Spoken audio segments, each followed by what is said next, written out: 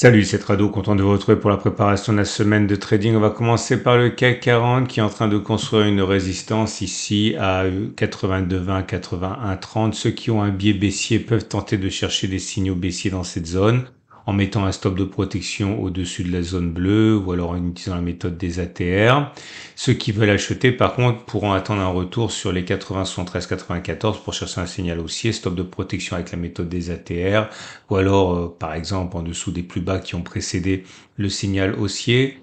Et pour plus de sécurité, ceux qui veulent s'appuyer sur une zone de support journalière, eh bien, attendront que l'on revienne plutôt dans la zone des 79,80, 79,00 pour acheter. Stop de protection avec la méthode des ATR ou alors sous les plus bas qui ont précédé le signal haussier. Je vais vous montrer comment on peut procéder pour justement utiliser la méthode des ATR qui est quand même la plus connue. On a besoin d'un outil qui s'appelle l'Average True Range qui est là, qui tient compte de la volatilité et actuellement il est à 30. Ok. Donc imaginons que vous ayez un signal qui vous incite à acheter. On va prendre au hasard, c'est vraiment un hasard total, 8030. Ok. Donc, vous achetez à 8030. Si vous voulez utiliser la méthode des ATR, donc vous prenez votre calculatrice, vous prenez 8030 et vous allez enlever la valeur d'un ATR. Si vous prenez un stop loss à un ATR, donc on a vu que c'était 30, donc ça fait 8000. Si vous voulez deux ATR, vous enlevez encore 30, ça fait 8970. Ça, c'est un stop de protection à deux ATR. On va prendre deux ATR simplement pour l'exemple, ok. Mais encore une fois, vous faites ce que vous voulez. Ça dépend de la marge de manœuvre que vous voulez laisser au cours. On dit 7970. Et ça veut dire également que si vous achetez ici et que les cours reviennent là, eh bien, il faut pas traîner, il faut sortir de votre position acheteuse. Maintenant, on va prendre un exemple à la vente, en spéculation à la baisse. On va dire que vous prenez un signal, que vous avez un signal à 8200. Encore une fois, c'est simplement un exemple pour comprendre les ATR, hein, donc c'est pas à reproduire nécessairement. Et imaginons cette fois-ci que vous prenez un stop de protection à 1 ATR, donc vous allez ajouter cette fois 30, ça fait 8230 pour votre stop de protection, ou encore vous pouvez laisser courir le trade jusqu'à ce qu'on arrive à 8230, comme ça. Voilà. Et dernière chose, regardez les bougies Aiki-Nashi. Les bougies Aiki-Nashi, pour l'instant, elles sont plutôt baissières, elles sont rouges. Donc il y a plus de chances pour que l'on baisse plutôt que l'on ait fait les plus bas sur le CAC 40. Si vous voulez utiliser des CFD ou des Turbo 24 pour passer à l'action, je vous rappelle que vous avez une vidéo juste en dessous de celle-ci qui va vous permettre de vous familiariser avec cela. Je vous montre le sentiment client. Le sentiment client est pour l'instant à la baisse, c'est-à-dire que la majorité des traders sont baissiers. Il faut savoir que statistiquement, la majorité a tort, ce qui signifierait au regard de cette approche contrarienne que la baisse ne serait pas pour tout de suite. Et on passe au DAX 40 qui est dans la même situation, à savoir au contact d'une résistance que certains pourraient saisir s'ils ont un biais baissier, donc un signal qui apparaîtrait dans les 18,040, 17,980 avec un stop de protection au-dessus de la zone ou alors une méthode des ATR comme on l'a vu. Ceux qui veulent acheter par contre attendront qu'un signal se déclenche dans la zone des 17,900, 17,660 avec un stop de protection en dessous de la zone de support ou alors avec la méthode des ATR. Je précise tout de suite que lorsque je parle d'un signal, qu'il soit acheteur ou vendeur.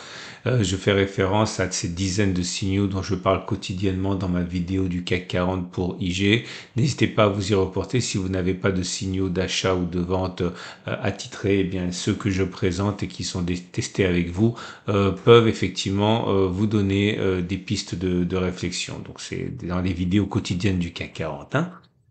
Les bougies Akinashi montrent qu'il n'y a pas véritablement de pression ni haussière ni baissière. Vous voyez, ce sont des bougies neutres avec des petits corps, mèche haute, mèche basse. Et on passe tout de suite au SP500 ou à son équivalent, le US500.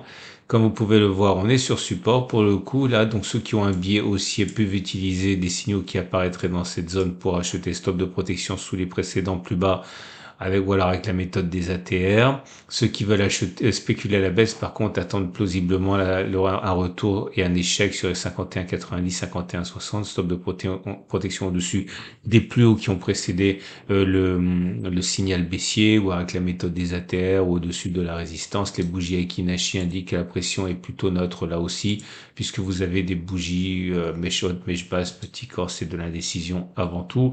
Je précise que si vous voulez savoir ce que pensent les spéculateurs, vous avez ici le sentiment client. Et je le dis parce que généralement, la majorité a tort. Donc là, par exemple, mais je caricature, hein, en imaginant que la plupart des spéculateurs sont baissiers, normalement, étant donné qu'ils ont tort, vous devriez vous préparer à la possibilité d'une hausse. Hein. C'est possible, même si vous n'êtes pas client IG, simplement en téléchargeant la plateforme gratuite. J'en profite pour vous montrer sur l'Allemagne 40. Le sentiment client, là aussi, il est plutôt... Ah bah non, parce que les marchés sont pas ouverts. Et sur le CAC 40, je sais pas si je vais l'avoir. Oui, c'est ouvert à 84% short, hein, pour le CAC 40 aussi. Je rappelle, généralement, la majorité a tort. On passe à l'US Texan, autrement dit le Nasdaq. On est sur support 17 970, 17 790. Ceux qui ont un biais haussier peuvent éventuellement acheter dans cette zone de stop de protection sous les plus bas récents, ou alors sous la zone de support, ici ça revient au même, ou alors avec la méthode des ATR.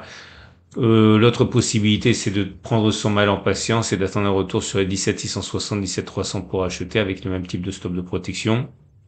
Ceux qui veulent spéculer à la baisse pourront probablement attendre un retour sur les 18 415, 18 200.